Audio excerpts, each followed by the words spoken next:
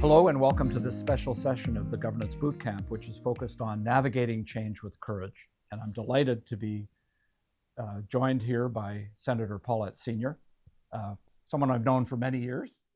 Paulette, if I can use first name, that would be wonderful. That's great. Paulette has had a career that's been dedicated to advancing gender equity, to social justice, and to systemic change. She's done that as the CEO of the Canadian Women's Foundation, of YWCA Canada, and more recently as a member of the Senate of Canada, chair of the Human Rights Committee, and vice chair of the G7 Gender Equity Advisory Council. That's right. So this great background and experience will be something that will really help us think about leading with courage during times of uncertainty and transformation. So we'll have a conversation, which hopefully for all of the people who are participating in the Governance Bootcamp will help them to think about how to be courageous in their leadership during these times. Can I just jump in a little bit, Scott?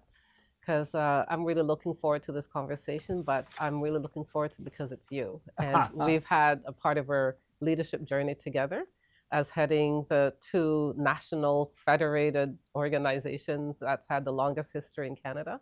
So it's a pleasure to be here with you. Well, the feeling is mutual. This was a pleasant surprise when I was asked to do this, Paulette, and we've been able to reconnect as a result. Yes. And it allows us to have a really, I think, a good conversation because we've known and respected each other for so many years. Absolutely. So when you think about this idea of navigating change with courage, what does that phrase bring to mind for you on both a professional and a personal level? I love the topic. I love the theme of this year, and I really appreciate having an opportunity to share my experiences. And now that I'm at the stage of my career that I'm at, I realize that I am sort of on the other side of that leadership journey, and I may have something to impart in terms of my experiences. And when I think of navigating change during uncertain times, for me, I think what comes to mind are a couple things. I'm thinking that it's about really finding your path.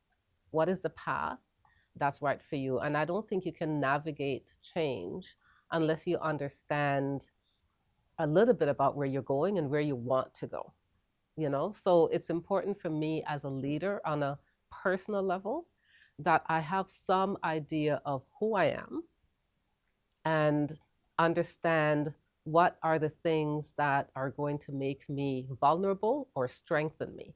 What are my weaknesses? What are my strengths? Because in order to navigate change, I have to understand myself and who I am in that process. And I also think that change is not so unusual. Change is and should be expected because, and that's why I think as we get into the whole process of what leadership is about, a leader never quite understands what's coming. You can predict it. You can plan for it.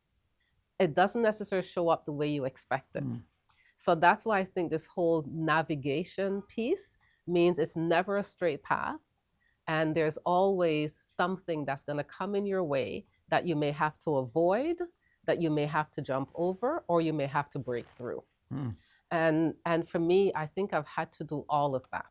I've had to, oh, there's something coming. I need to sort of move this way in order to maintain the path that I'm on.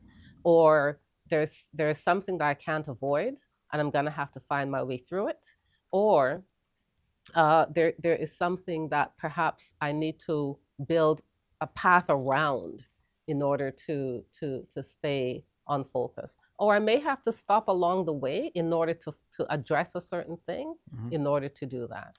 And so I think that's really challenged me, stretched me beyond who I think I am in order to be able to do that well in the roles that I've held, or even sometimes to survive during it. Because sometimes the change piece can really take you by surprise, and it can make you or break you. I mean, you make a couple of points Mm-hmm. in what you've said that really resonate with me. One is it starts with you understanding yourself Yeah. and recognizing both your strengths and weaknesses that you bring Yes. as a leader. Yeah. And then also the point that you've made that change and uncertainty isn't something that's new. It's always been part It's of the always leadership been, journey. yeah. Mm-hmm. Perhaps today the uncertainty is just a bit more obvious. Mm-hmm. It's a that bit in your just face. You can't predict it Mm-hmm. to the same degree as perhaps we've been able to predict that in the past. Mm-hmm.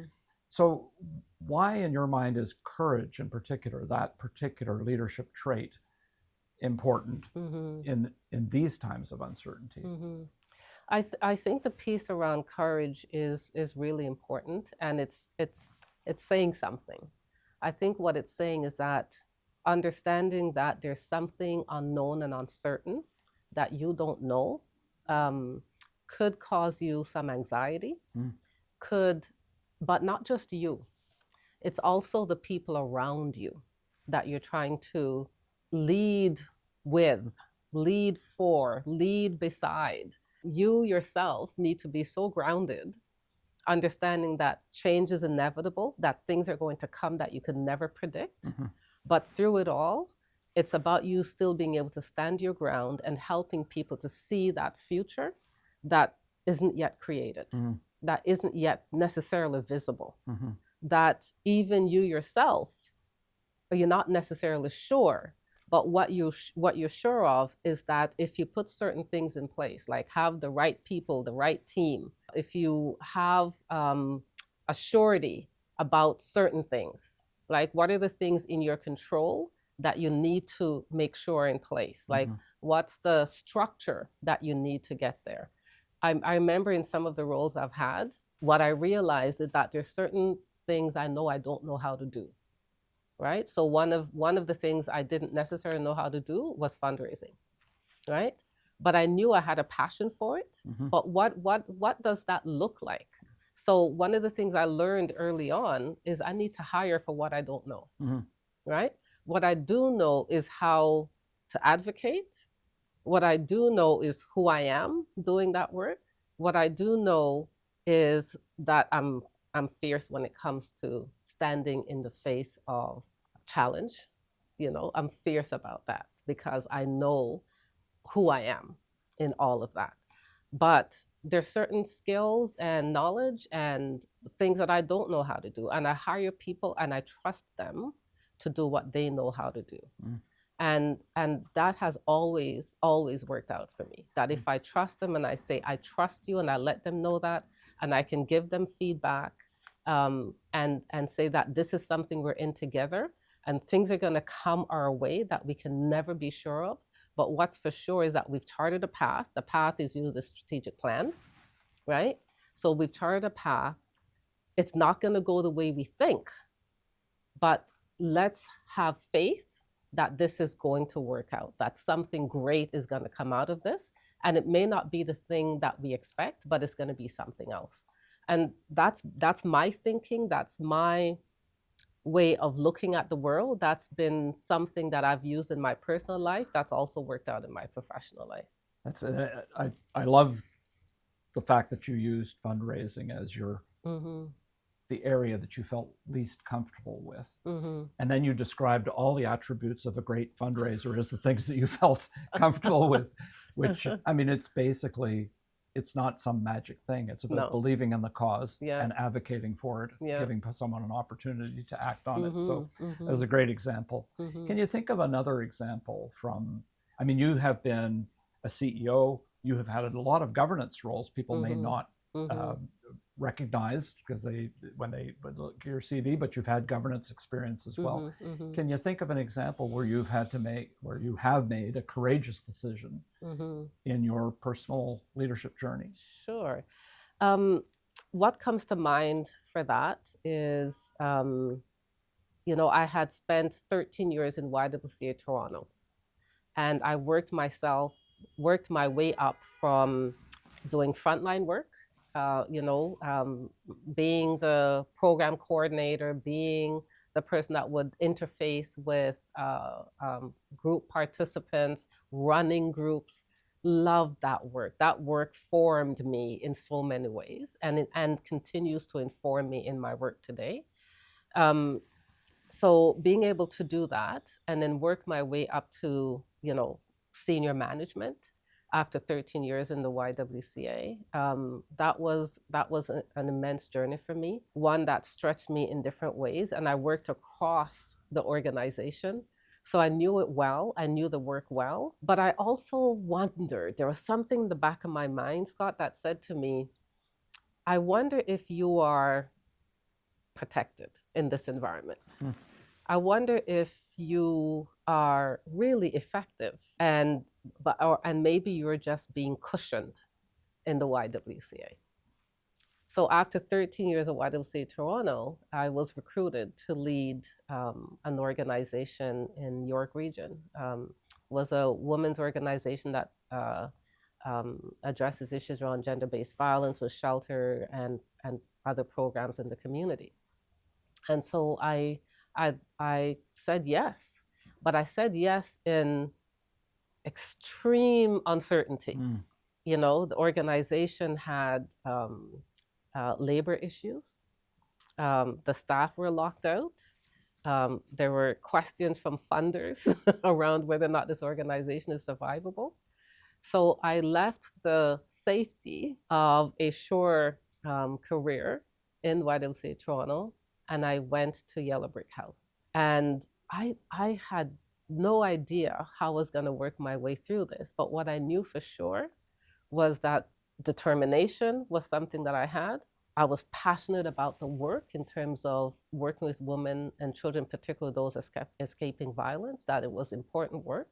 I had done some labor relations at my role at the YWCA Toronto by doing negotiations with the union. So I had that backup experience with me, and I wanted to test my leadership skills in a different environment. So I went there and I realized, okay, so this really is sort of working my way through and navigating what needs to happen for this organization, restabilizing it, and helping the management and staff to work together. And I don't know how I did it, but I was determined. I got some really good coaching, executive coaching, that really helped me to ground me. I got some good mentoring from leaders I'd worked with in the past.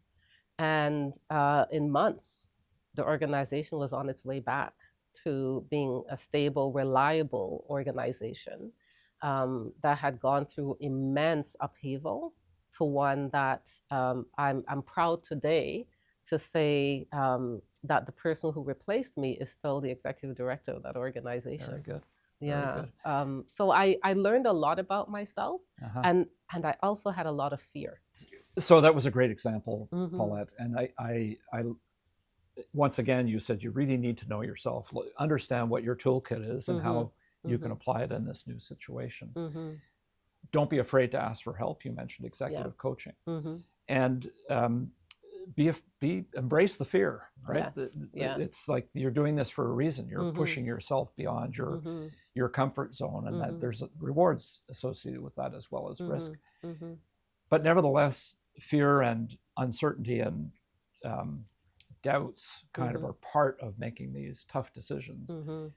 Are there any other thoughts you have about how you kind of overcome those personal emotions?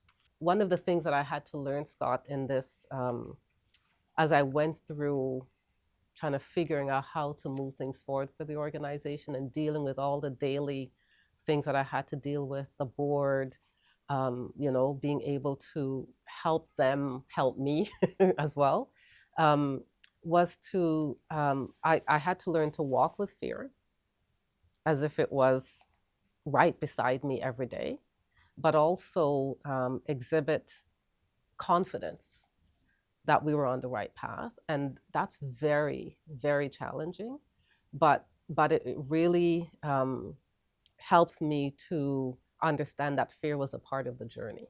the leadership journey, that I didn't know that before, because I really hadn't been challenged in that way before, you know? So I had to accept that that came with the territory. But the thing that really helped me to move with that in a much more confident way was I had to accept that it wasn't all on my shoulders. It wasn't all up to me. And sometimes ego gets in your way and is your worst enemy because you think you're the leader and you need to be out front. And so what I had to learn, and what I learned in that job, was to trust the people I'm working with. That's where I learned that lesson. Very interesting. Is to trust that they are also there for their own leadership journey. And I wasn't the only leader around. And they had a path that they were navigating too, right? And so one of the things that I learned with my interaction with the YWCA family, because after this role, I was recruited back to YWCA Canada now to be the CEO. I learned something about that too, which I'll come to later. But one of the things I learned is that leadership is, there's a story that someone in the World YWCA told me years ago that says leadership, when you think you're leading and you're charting that path and you're out front and you're doing it, and you look behind and there's no one behind you, perhaps you're only taking a walk. Interesting. Right? And so leadership is not always about you being out front. Sometimes you let other people take the lead and you'll be behind them, beside them. So it's really understanding when is your turn to be out front and when is it your turn to let others be out front. So that's one of the things that I learned in that role. Yeah. I've thought a lot about this idea of what people expect from the leader, and that ends up being part of your ego. I'm the CEO, therefore I need to behave in a certain way. But actually, during times of uncertainty and disagreement, often you need to be the chief question asker instead of the chief answer finder or answer giver, love that. I guess. Yeah. You mentioned it's not just all about you in that designated leadership position. It's leadership as a group. The board, leadership CEO, with the senior team, the frontline staff. Everybody becomes part of the leadership equation. So that group these days, if the organization is going to prosper, needs to sometimes take really bold action in terms of changing the nature of the organization and how it provides its services, fulfills its mission.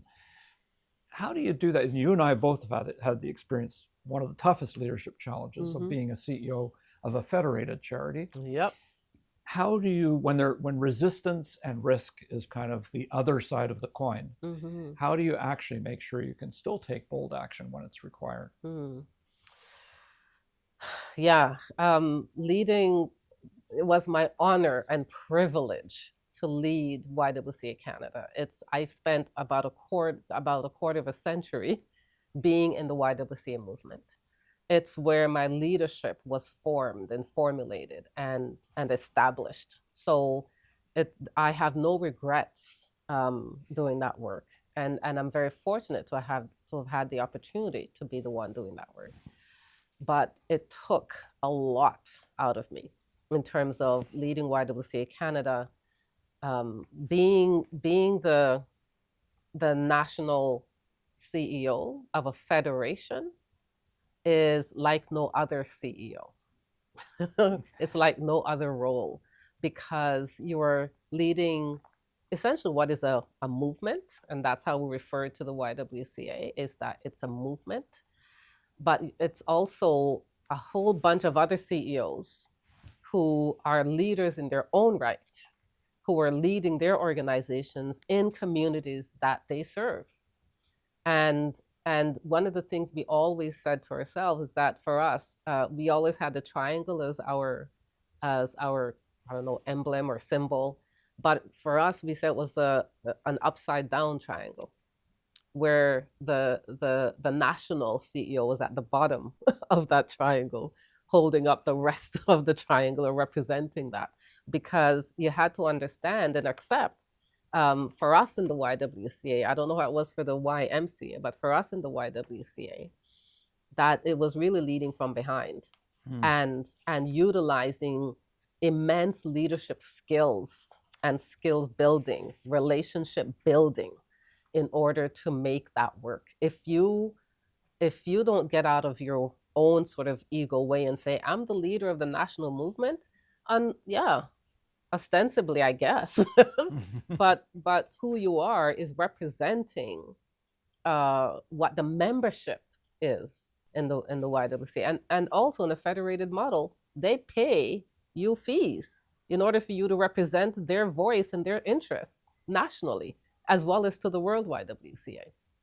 So once I understood what that was, and once I overcame all the stuff and the butterflies and all the stuff that gets you anxiety in your belly, once you realize that that's what your role is, it's to navigate those relationships, it's to keep them strong, maintain them, understand where the challenges are, know what's happening regionally, understand all the different things they're saying that hopefully you can gather into one thing in order to represent.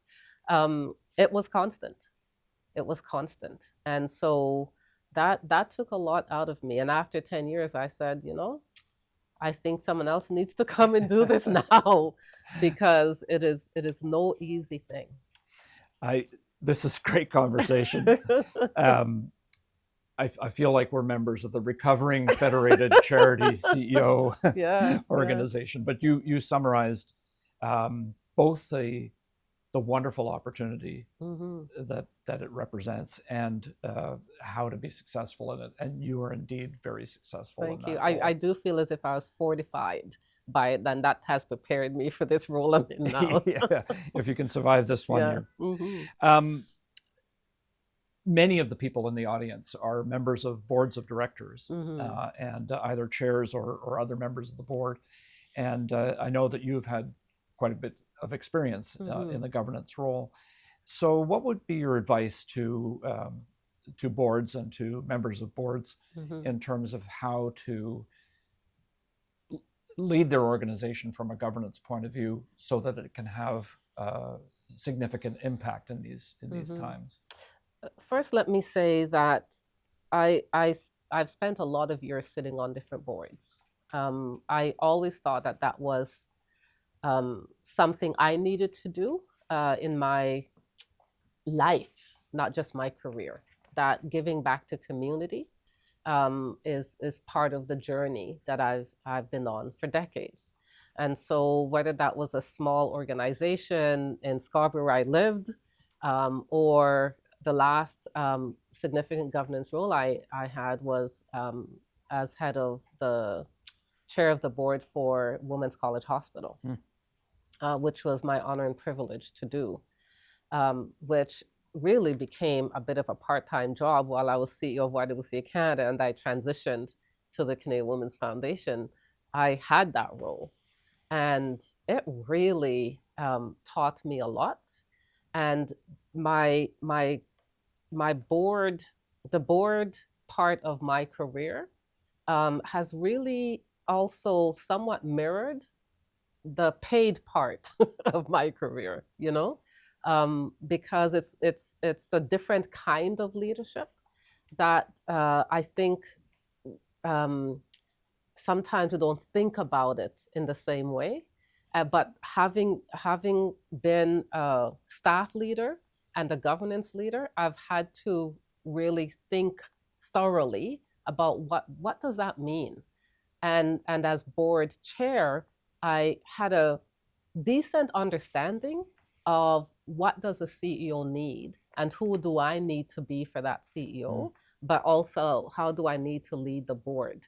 I made mistakes, for sure I made mistakes, but part of the journey I've had in terms of governance leadership and the lessons I've learned is that we need to lead with the CEO. We need to be a place where the CEO can come and say, this is not something that I necessarily know how to do, and I need your advice here, right? But your CEO also has to be the kind of person who's comfortable asking for that advice. And part of that is helping that CEO to know that that is a role the board can serve. Me as board chair, I also need to, one of the things I put in place was to see myself as a partner with the CEO, that it wasn't totally on her. In my case, it was mostly her. It wasn't totally on her to be the only leader of the organization. That even though I was in the background of that journey and that leadership for the hospital, that she needed to know I had her back in ways that were appropriate, right? And that I could be and the board could be relied on to support her leadership of leading through and navigating uncertain times, because in healthcare it's always been uncertain times. Of course. So that was an interesting role for me to have. It took a lot out of me as well, more than I expected. So I think my advice would really be, particularly if you're going to not just sit on the board, but taking on leadership role on the board, is to really sit down and talk through what does that mean, particularly with the staff leadership. What does that look like? Because I don't think it's something we pay enough attention to when it comes to governance. And the responsibilities of governance now is not what it used to be 20 or 30 years ago. It's much more pronounced now, much more tangible, and issues of risk is something that's discussed all the time. So we also need to think about that. I think that would be my advice. Well, I think it's invaluable, and to have had that experience of being both the CEO and the chair of the board, it surely made you more capable in both roles, just to see those different perspectives. To add one more thing, I think it's important to stay in your lane. Of course. As a board member and as a board leader, you need to know when to not cross those lanes, because that could lead into some serious issues of conflict and risk for the organization. So that's also a really important element, and it it could lead to conflict that if you cross that lane, you may never be able to resolve, because you may have actually broken trust. Right? So I think that's an important piece as well. Very good. Thank you for that. Just to switch a little bit to another question in both these roles that you've played, it is important for a leader, either the board and the board chair in particular, but the board or the CEO, to inform the team that in fact you are facing some uncertain times and things need to be done differently and you're not quite sure how to go. You need to kind of let them know that that's the circumstance within which you're working. But you also don't want to create fear that actually paralyzes the organization or prevents people from actually taking action. So how far do you go in terms of, and how do you find that right balance between making sure people remain confident about the organization's future, but also recognize that things can't be the way they've always been? One of the lessons I learned early on in my leadership journey as I transitioned from YWCA to Yellow Brick House, and in an environment of complete uncertainty, was how do you share news with the board, right? So let's say whatever it is has hit the fan. And your board needs to know what's the best way to share that with the board. And I was advised that yes, the board does need to know, but how does the board need to know? And so I learned quickly on that never bring forward a huge problem to the board without also coming with some options of how they can be addressed. Right. I learned that very early, because you're trying to you don't want to bring panic, and you don't want to bring stable, like, the kind of fear where people are just stuck.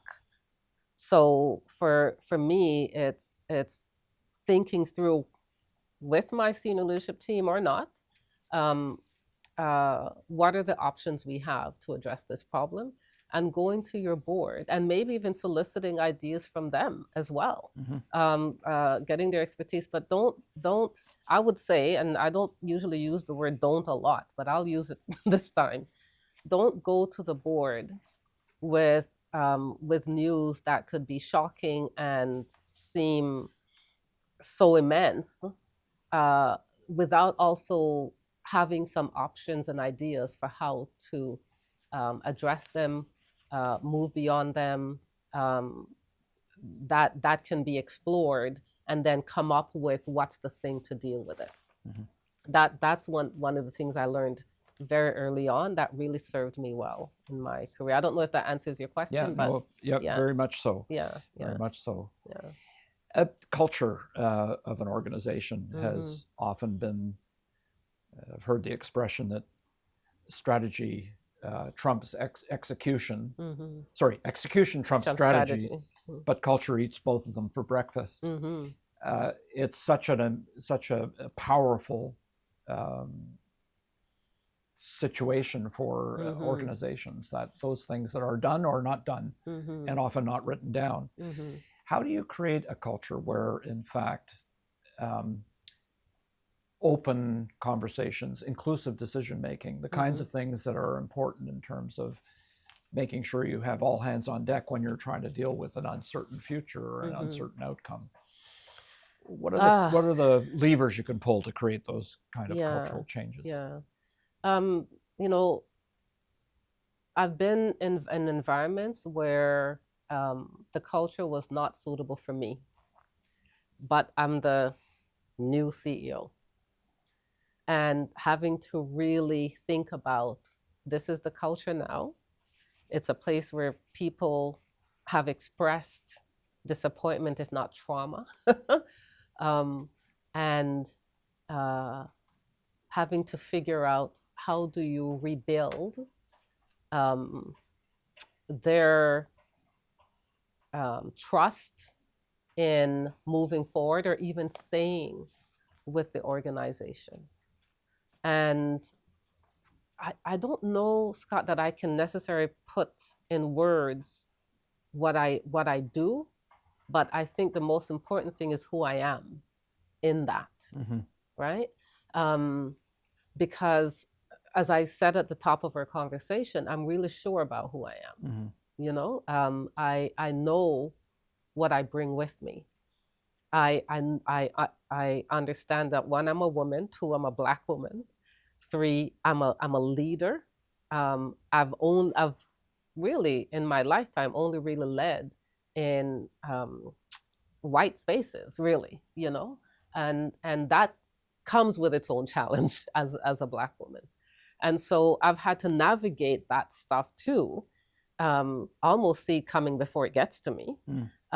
So for me, culture is not just being in a bad, negative environment. It's also, who am I in that environment? Am I going to take that on? Am I going to just create something different by expressing who I am, but also what I hope to bring to this organization? So I think integrity is important. Being your word is important. Saying what you think is important. Showing up as yourself is important. And to the point where you can be vulnerable is important.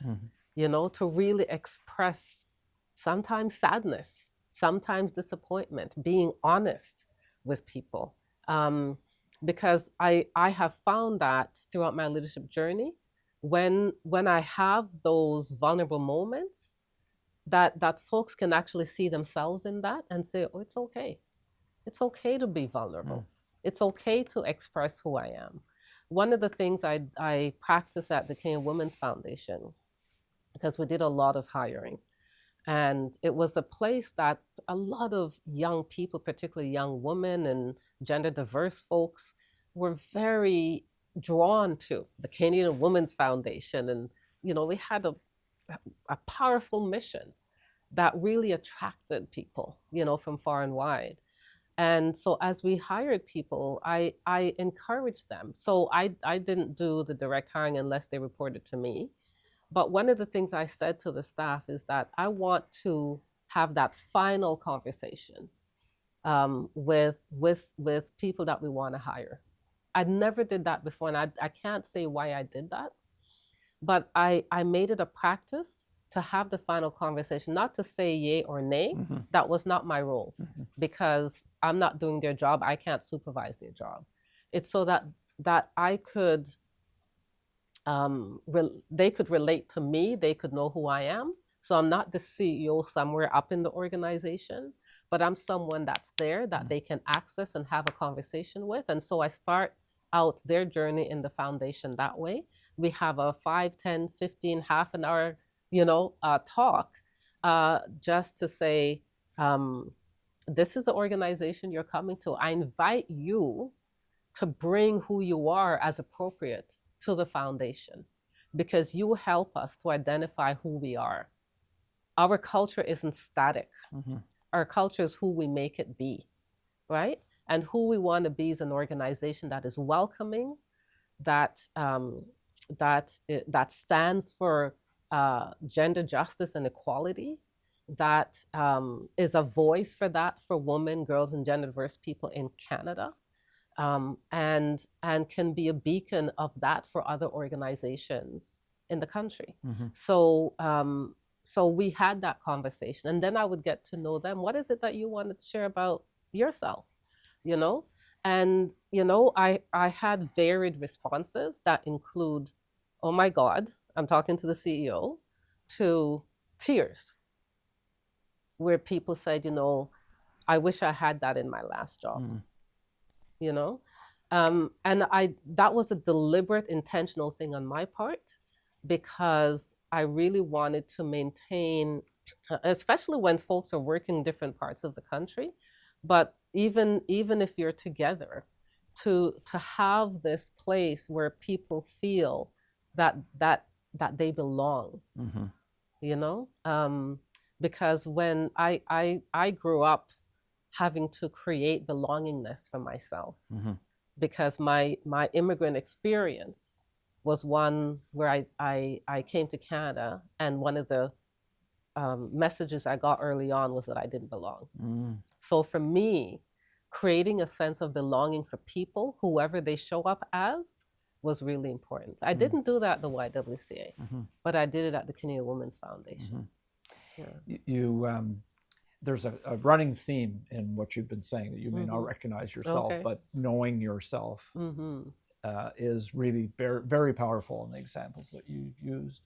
I've also heard the definition of culture as being the behavior of leadership, which I'm not sure is enough, but it certainly is enough to destroy a culture if leadership's behavior is it.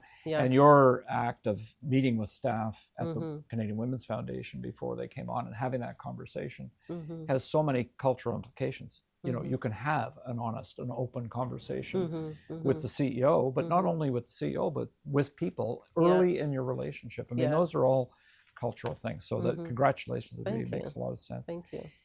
If we can explore a little bit your experience now as a member of the Senate of Canada and how some of your background kind of relates to that. What about particularly your experience at YWCA Canada and the Canadian Women's Foundation has been useful to you in your new role as a senator? One of the things I say to people, first of all, I was not planning the Senate journey that I'm now on, but I'm really honored to be here. And of course, it's a privilege, but it's a profound honor as well. What I've said to people about, what are you going to do? It's really about building on the work I've been doing all these years. All of that comes with me, So I bring my passions with me. You introduced me earlier saying that I'm chair of the Human Rights Committee. It's an incredible role to be chairing a Senate committee. and to bring forward issues that are important to Canadians. For example, we're wrapping up a study on what happens to young people who age out of care. Mm-hmm. As soon as they turn a certain age, it could be 18, it could be 16, it could be 19. As soon as they age out of care, they're thrown to society. That's it, they're done. Mm-hmm. And so we're looking into that. That's something I've worked with in the earlier years of my career, where I worked with young people a lot who were in those situations. So it's from that too. I'm really interested in the impact of AI. Mm-hmm. I'm in no way technical. IT has never been my background, but even when I was at the foundation, I had this curiosity about how will AI impact the work that we're doing in the charitable sector. And that we can't be blind to it, and we will never stop it. So I am not anti-AI. What I am is, what can we do to make sure, one, Canadians are educated, but two, do we need some guardrails here in terms of being able to have some sort of thing to say, at this point, it's no go. You know, what will happen to jobs in Canada? You know, where are people going to go when they don't have jobs? Or will those jobs transition to something else? So I'm really curious about all of that. And one of the things we're doing at the Human Rights Committee as well as our next task is looking at the intersection where AI and human rights meet, and what happens to people's human rights in the face of AI. So I'm taking all of that with me. I know what I know, and then there's the things I don't know, like AI, that I'm also learning. So it's an opportunity to be on that path. It's fascinating, and to have this opportunity, Paulette, to use your experience and your fundamental strengths as a human being to influence these important topics. That it's fantastic. I'm so glad that you're a senator. Thank you. So you also had this experience on the G7 Gender Equity Advisory Council, a whole other level. What are you seeing globally from the other members that would indicate that that countries around the world are grappling with this idea of courageous leadership during these times? Wow. Well, you know, the G7 is a very interesting group of countries, or I should say G7 plus. I've had the chance to liaise with G7 GEAC for short, Gender Equality Advisory Council, across, you know, the G7 countries, and it's a very dynamic sort of experience. So I've had experience being on the GEAC for G7 GEAC for Germany. I've had the experience last year with Italy, and now this year Canada. Next year it will be France. And I would say each experience has been very different. It's been the kind of experience that takes on whatever the political persuasion is of that country. Interesting. But what I have found to be fantastic is the high esteem that Canada is held with, and looked upon for leadership. I really appreciate that as a Canadian sitting at the table, and having conversations with leaders in other countries who are doing work on gender equality. The shape of the recommendations that we come up with sometimes are similar, sometimes are different. This year in Canada, having a new prime minister, having our neighbors to the south, having to navigate through uncertain times, that was interesting, because this year we did something different. We actually aligned the work that we're doing on the council with the themes of what the G7 was about. So looking at issues around forest fires, looking at issues around various aspects of the economy, AI, um, all the themes that went along with this year's G7.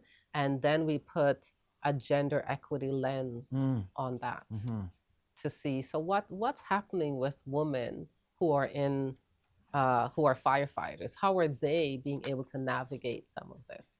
And so it could be something as seemingly innocuous like um, the suits they wear that are not made for them, right? And the challenges of fighting fires in suits that are not made for women. To learning from how Indigenous people actually have always addressed issues of forest fires. And what are some of the ways that what are some of the things we can learn from the ways that they've used historically to fight fires? To understanding where is each country on with AI? What are their guardrails, if any, that they're putting in place? And within all of those themes and putting a gender lens on them, and what do we need to do? Should we be, for example, making sure that more women are at decision-making tables when we're looking at all these areas? So, for example, AI again, are there enough women who are creating as opposed to creating and in leadership roles? Because one of the criticisms around AI is that you don't have not just a gender but a racial equity lens on AI, right? So it's really been mostly created by young white men, and therefore it's got built-in biases. And how do we navigate that? What are some of the things we need to put in place? So those are just examples of things that we discussed. And so interesting. It's fascinating. And then we come up with recommendations around how to address those and make recommendations to the leaders. Yeah. And sorry, just to add one more thing, and putting on that the layer of the geopolitical uncertainty. And knowing that not every leader of the G7 countries will want to talk about gender equality, right? So how do we do that? Together we figured out how to do it in very tangible ways and not necessarily in ways that we've always done it before. Because if we can actually pull on exact examples and present that in ways that are understood, then we probably stand a better chance of our recommendations being seen, heard, accepted, possibly implemented. I'd love to be a fly on the wall in some of the conversations that you're in. They sound so interesting. It strikes me that courage has always been essential when it comes to advancing gender equality and dismantling social barriers, gender barriers in particular. Do you think that's changed? Is courage even more required today, or is the struggle simply continuing? Oh my goodness. I would say that it is, because I think courage continues to be needed, perhaps in different ways. Because I think we've gotten to a point where folks are thinking that gender equality is no longer an issue. And I think that's a mistake, because the stats tell you that it is. So whether you're looking at corporate boards, whether you're looking at G7 leaders, the leaders of countries around the world, it tells you that it is. There are changes and there are movements that we're seeing. But when you have parliaments, even here in Canada, still only barely 30% or less, or when you have decisions being made that are clearly not supportive of women, or when you have issues around gender-based violence that is still predominant in this country, it tells you that the conversations still need to be had. And sometimes it takes courage to say these things in rooms where normally they're not used to hearing it. What's important, though, is that we're seeing public policies being put in place to address it. So, for example, having national childcare in Canada, that came out of the gender equality movement. it did take 50 years. And I know that it's still not fully implemented, but it was an important public policy from the gender equality movement. A very important victory for the movement. Last question. In the sort of the theme that we've been talking about, this uncertain times and the need for leadership, it's kind of easy to get overwhelmed with all of this change and unpredictability and sort of questioning your basic assumptions when you look around the world and look around the country. Things are different than any of us would have predicted. How do you personally, and then how would you suggest that others might want to think about how to manage this on a personal basis? That's a really good question. Because if there were ever any uncertain times, we're in it. And as days and months pass, somehow we're still here because the predictions of doom are always worse than we experience them, has been my experience. It doesn't mean that they're not bad. And we've never seen the speed of change as we've seen it today. Tariffs, for example, is something that we never expected to ever happen from our neighbors to the south. It's an incredible time that we're living in. I think one of the things that keeps me grounded is maybe just a life lesson I picked up along the way, is that nothing lasts forever, including gains that we've made and gains that we've lost, right? They don't last forever. What I've learned is that gains that we've made should never be taken for granted. And gains that we've lost, there will be a time that if we keep working away and keep pushing forward, like childcare, that it could happen, right? So I take heart in that. I walk in that space for myself, whether it's in this role or in previous roles. I believe in that because if I don't, then what's the alternative? You know. So I am a forever advocate for justice and equality. I believe in those things. And so I use that as my compass in life. And it's guided me so far. I also know, though, that it's a risk depending who you are and where you are. And so I think we each need to find whatever our compass is to be able to stand up to whatever it is that's going to come our way, so that we don't get thrown off of our course so easily, or if we get thrown, we can find a way back because we had a compass to begin with. That's a groundedness that I think is important for us as leaders to have. Yeah. Well, this has been a fantastic conversation. When are you writing your book, by the way? Oh my goodness. I'd buy it. Really? Oh yeah. That was just such a wonderful overview of your experience and your thoughts about today and so on. Just great, Paulette. Thank you. We have known each other for a long time. I've always respected you and admired your leadership, but this conversation has brought it to a whole new level. Oh, thank you, Scott. Thank you it's so mutual. Much. Thank you. So if you're a board member or you're a CEO, a change maker, hopefully this interaction has been helpful to you as you go forward and navigate uncertainty with courage. Thank you. Thank you, Paulette. Thank you.